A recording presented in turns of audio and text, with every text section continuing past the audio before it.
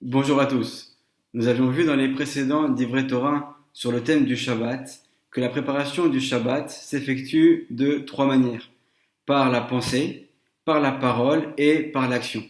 Ces trois manières de préparer le Shabbat sont en allusion dans les bougies du Shabbat et Bezrat Hashem, ça va être le thème qu'on va aborder aujourd'hui.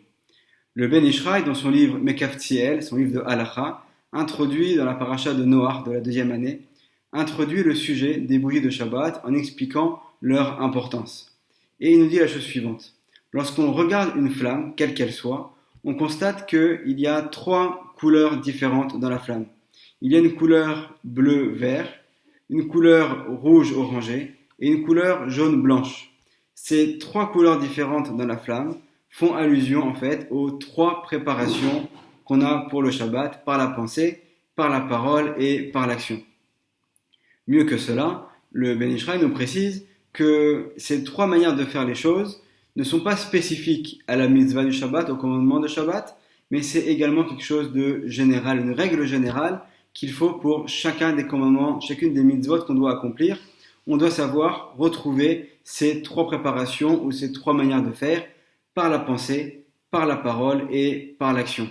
Et c'est la raison pour laquelle nous dit le roi Salomon dans son livre Michelet, donc des Proverbes au chapitre 6, verset 23, qui ner mitzvah, vetora or. Le ner, la bougie, fait allusion à la mitzvah. Et la Torah fait allusion également donc à la lumière. C'est-à-dire que, en fait, pour revenir au début du verset, ner mitzvah, par le ner, par l'allumage des bougies, on va pouvoir comprendre de quelle manière appliquer les commandements d'Hachem, les mitzvot, par la pensée, la parole et l'action.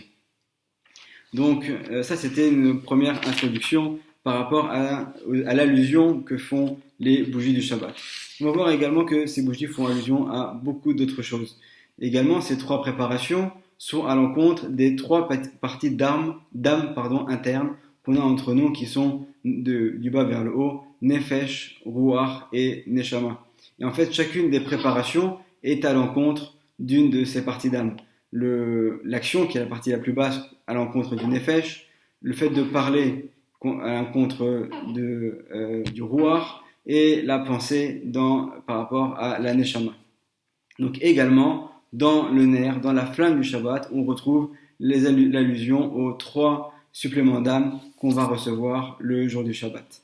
Il faut savoir que nos sages nous disent également que lorsque quelqu'un n'a pas les moyens pour Shabbat et qu'il doit choisir entre acheter du vin ou acheter des bougies de Shabbat, alors il devra préférer acheter les bougies du Shabbat. Pourquoi ? Parce que les bougies du Shabbat font allusion au Shalom Bayit, à la paix dans le foyer, à l'harmonie dans le foyer. Il faut savoir que nous aujourd'hui on bénéficie de l'électricité, on a des minuteries qui nous permettent d'allumer et d'éteindre les bougies et les lumières dans la maison, mais à l'époque, la manière de vivre était totalement différente. Dès que la nuit tombait, les gens faisaient vite et allaient directement dormir en attendant le lever du jour le lendemain matin. Et l'exception était faite le jour du Shabbat, où en allumant des bougies et en les disposant à l'endroit où se trouvait la table du Shabbat, cela leur permettait de passer un moment en famille le soir du Shabbat, d'être autour de cette table réunis bien qu'il fasse nuit et de voir ce qu'ils allaient manger, de pouvoir échanger, chanter, faire le kiddush et faire toutes ces choses particulières dont on parlera Bezrat Hashem par la suite, qu'on doit faire le soir du Shabbat. Et donc, étant donné que ces lumières permettent de se voir, permettent d'échanger, permettent cette union familiale, alors, étant donné que le shalom, la paix, est une valeur primordiale dans le judaïsme, alors on leur donne la préférence sur tous les autres commandements qu'il y a, et c'est toute l'importance d'allumer les bougies du Shabbat. Également, à leur époque, il faut bien comprendre qu'ils allumaient en général des mèches dans de l'huile d'olive, et qu'ils mettaient de très longues mèches, de manière à ce que ça dure le plus longtemps possible. Et d'ailleurs, cela est en allusion dans le mot même de la bougie du Shabbat qui se dit en hébreu ner, une bougie, puisque étant donné qu'on allume deux bougies de Shabbat, donc ça fait deux fois le mot ner, le nun a une valeur numérique de 50, le resh de 200, ça fait 250, et étant donné qu'on en allume deux, ça fait donc une valeur numérique totale de 500. Or, on sait que l'homme a dans son corps 248 membres. On dit ça souvent dans les différentes prières. Ramach et il a 248 membres, tandis que la femme en a 252. 248 et 252, ça fait 500. C'est donc en fait de nouveau en allusion dans les bougies de Shabbat qui elles aussi ont la valeur numérique de 500. Et en allumant les bougies de Shabbat, alors on va faire régner la paix, on va unir l'homme et la femme, faire régner la paix entre eux dans le foyer. J'ai dit qu'il fallait allumer 2 bougies, mais en vérité, selon la stricte loi, une seule bougie suffirait, bien que 2 soient préférables, une à l'encontre du mot Shamor, l'obligation de garder le Shabbat, et une à l'encontre du mot Zachor, de se souvenir du Shabbat. Il y a également une autre allusion, on sait que dans le nom de Dieu, qui s'écrit Yud, ensuite He, ensuite Vav, ensuite He, donc les bougies du Shabbat vont faire allusion aux 2 He qu'il y a, le premier He et le dernier He. Donc il y a également une importance à en allumer au moins 2, mais même plus que ça, il y en a qui ont l'habitude d'en allumer 5, 7, voire même plus. Et bien sûr, toutes ces coutumes, chacun fera selon ce qu'il a l'habitude. On a vu également, donc, de la même manière que on allume les bougies du Shabbat, donc on a allusion également donc, à toutes ces lumières qu'on a le Shabbat. Le Shabbat qui vient donc éclairer notre semaine, il est également en allusion dans ces bougies. Et de la même manière que le Shabbat vient éclairer à la fois notre corps et à la fois notre âme, donc c'est également aussi en allusion dans les 2 bougies qu'on va allumer, une à l'encontre du corps et une à l'encontre de l'âme et du spirituel. Alors bien que cette mitzvah est accomplie en majorité par les femmes, et c'est la coutume qui a été le plus répandue, le Ben Ishraï, donc dans son livre Ben Ishraï sur la paracha de Noach, sur le livre de la 2e année, au paragraphe numéro 5, nous dit que cette obligation incombe également aux hommes lorsque les femmes n'ont pas la possibilité de l'accomplir. Par exemple, une femme qui aurait accouché et qui serait alitée, qui ne peut pas se lever, alors à ce moment-là, c'est l'homme qui devra donc prendre sur lui cette mitzvah d'accomplir d'allumer les bougies de Shabbat.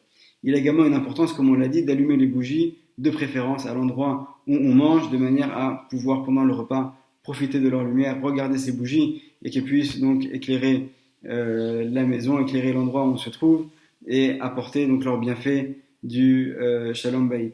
Alors bien qu'en général c'est la femme qui va allumer les bougies, c'est bien que ce soit justement l'homme qui participe avec elle et qui au moins prépare les bougies, prépare les mèches, de manière à montrer que lui aussi est associé dans cette grande mitzvah.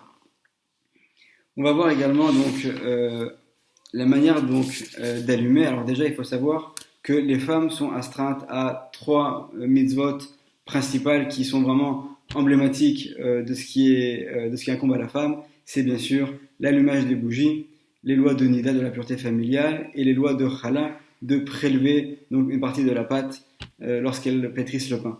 Et étant donné que ces mitzvot sont très importantes, le Ben Ishraï, dans son livre Mekaftiel, dans la paracha de Noach également, au paragraphe 12, nous dit que c'est bien qu'avant de faire l'allumage des bougies, la femme mette quelques pièces de tzedaka, puisque la mitzvah de mettre la tzedaka, d'aider les pauvres, est une mitzvah tellement importante qu'on aime bien l'unir avec d'autres mitzvot aussi qui sont aussi importantes, comme l'allumage des bougies. Et c'est la raison pour laquelle, nous dit le Ben Ishraï, c'est préférable de vraiment bien se préparer à l'allumage des bougies, de mettre avant de la tzedaka, de préférence d'avoir déjà, si possible, avant revêti les vêtements réservés au Shabbat, de manière à faire honneur à ce grand commandement. Je vais donner également une autre source de halakha que nous dit le Ben Ishraï. Là, cette fois-ci, c'est toujours dans le livre Mekaftiel, dans la paracha de Noach, au paragraphe 14, et je vais vous lire ce qui est écrit ici. Afalpi shebeyom tov tzarich levarer v'charkar le'adlik. Mishum shekol ha-mitzvot tzarich levarer alehem over la'asiyatan. Donc, nous dit le Ben Ishraï, bien que lorsqu'une femme allume les bougies du Yom Tov, donc à l'occasion des fêtes, non pas le Shabbat, elles ont l'habitude de d'abord faire la bénédiction et ensuite allumer. Mikol makom be Shabbat madlikin v'charkar mevachin. Malgré cela, le Shabbat, on a pour habitude de d'abord allumer les bougies et ensuite de faire la bénédiction. Et c'est l'opinion du Ben Ishraï. Chacun, comme je l'avais expliqué en introduction au premier Dvar Torah sur Shabbat, alors bien évidemment, chacun d'entre nous doit consulter ses rabbanim et se fier bien sûr à ce qu'ils vont dire. Mais c'est important également de rappeler cet usage que rapporte le Ben Ishraï, qui est également rapporté par le Rav Ben Zion el-Shaul, et par d'autres très très grands chachamim, qui est donc l'habitude, la coutume de d'abord allumer les bougies et ensuite de faire la bénédiction. Une fois que la bénédiction a été effectuée, alors c'est également important, nous rapporte le Ben Ishraï, que la femme ferme les yeux et de la même manière que l'homme, lorsqu'il fait la prière du soir, du vendredi soir, il doit lui aussi fermer les yeux et être concentré et être rempli de crainte et de respect. Alors également la femme, à ce moment-là, au moment où elle va allumer les bougies, c'est le moment où elle va recevoir le Shabbat, et c'est la raison pour laquelle c'est important à ce moment-là d'avoir toute la préparation et toute la concentration nécessaire pour recevoir sur nous la sainteté du Shabbat.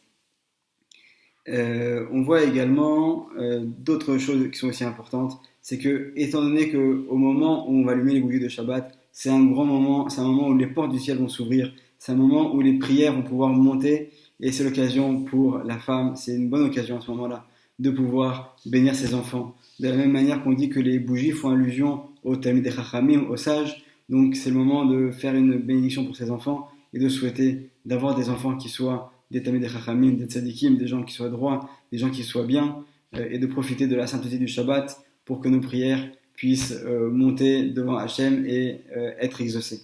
Bédrat Hachem, qu'on puisse toujours recevoir sur nous la pureté et la sainteté du Shabbat et qu'on puisse accomplir les mitzvot et les commandements comme il se doit. Shabbat Shalom.